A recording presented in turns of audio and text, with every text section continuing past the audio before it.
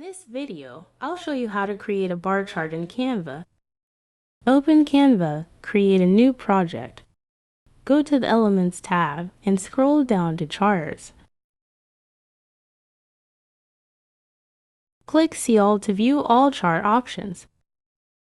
Select the bar chart style you prefer. We'll use this one for our example. Now you can enter your data directly into the chart.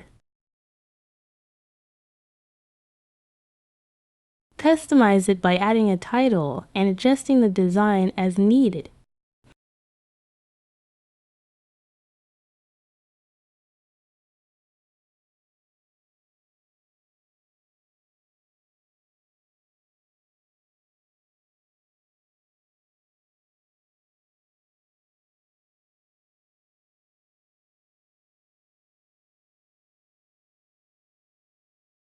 That's all it takes to create a professional bar chart in Canva.